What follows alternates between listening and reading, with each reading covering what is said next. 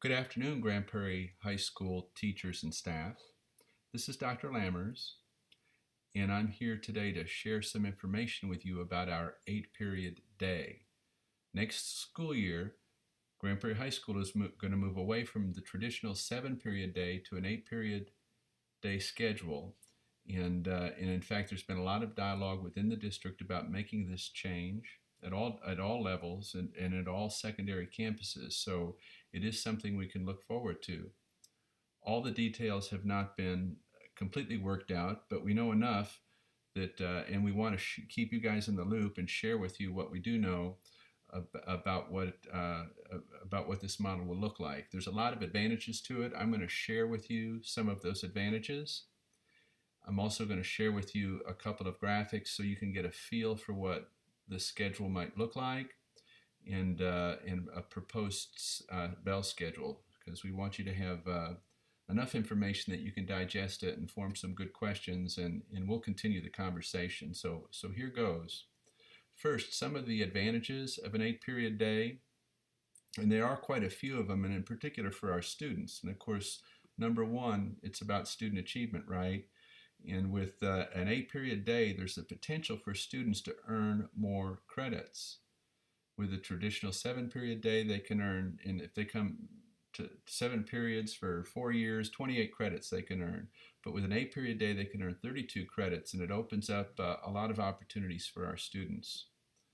It allows for flexible scheduling for elective and advanced courses in particular, because quite often with the traditional schedule, there'll be conflicts in student schedules to where they may have to make a decision between continuing in athletics or fine arts or taking an AP course. And with the 8-period day, there'll be more opportunities for them to sign up for the courses that they want and the courses that they need. Students will have more time to reflect and less information to process every day. Research has shown that with an 8-period day, since students will only be attending 4 or 5 classes a day instead of 7, they're not going to have to be focused on all that different content every single day. It will allow for 4 lunch periods, and that's a challenge for our campus. You all know that the lunchroom's very crowded.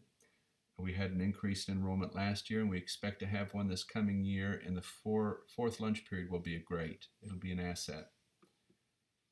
More advantages, it extends the time with this 8-period day, because we don't see all classes every day with this model. The idea is we would have extended class periods that meet every other day, and this allows for extended time for teacher collaboration and planning. Teachers will still have about the same minutes every week for their conference periods and their PLCs, but the 8-period day will allow for you to have, those periods will be longer, and it'll increase the quality of your collaborative time with your colleagues.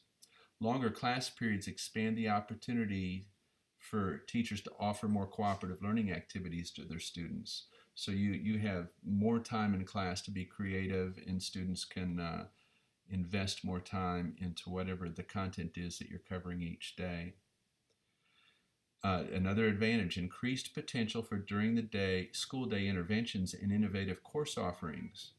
With the 8-period day, we're going to be able to design more during the day interventions for preparing for STAR or AP or SAT exams or other types of innovative courses that might otherwise not be available to us in the limited amount of time offered in a 7-period day.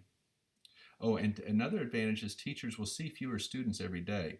You'll still have about the same number of students over the 2-day period, but you're not going to be seeing them all every day. It'll allow you an opportunity to develop better relations with your students, or increased relational capacity.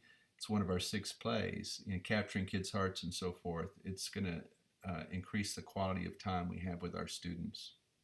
Here's a model of what it might look like on a 2-week period, because you're going to see we'll have an A day and a B day, and on an A day, for instance, you go to first period, second, third, fourth, and 8th period. The model that's being proposed right now for adoption would be a constant period. First period meets every day. That's a constant period. Second, third, and fourth, they meet every other day. Fifth, sixth, and seventh meet every other day also, but eighth period is also a constant period. Those constant periods are 50 minutes. They meet every day. Over a 2-week period, you'll see all of your students, and for the same amount of time, you'll just have these extended blocks with your students. There'll be less transitions, and there'll be more opportunities for students to earn credits. Here's what a bell schedule might look like. Once again, we're still refining. There's a lot of dialogue going on. We expect that the high school will still have an early start time, probably very similar to what we have this year. But first period is a constant period. It'll meet for about 50 minutes plus 10 minutes for announcements. But you can see second and fifth period, they meet every other day for 90 minutes. Third and sixth period also meet every other day, but the lunches will come out of that third and sixth period block. In fourth, seventh period, every other day for 90 minutes, and eighth period is a 50-minute period that meets every day.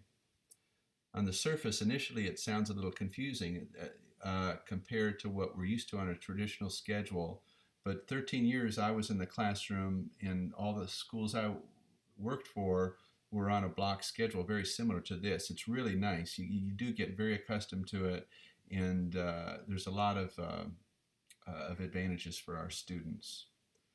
We are very interested. The dialogue is going to continue, so we are interested in your comments. If you have any questions or concerns, you can certainly send them to me, or you can touch base with Ms. Burns or Ms. Eisel, Mr. Arnser, any of your administrators, and the conversation will continue. There are plans for professional development to make sure that everybody is prepared and can hit the ground running next year. But once again, the decision has been made to move forward with this, so you'll see a model next year very similar to what we have just discussed. Thank you for taking the time to listen to this, and we look forward to hearing from you.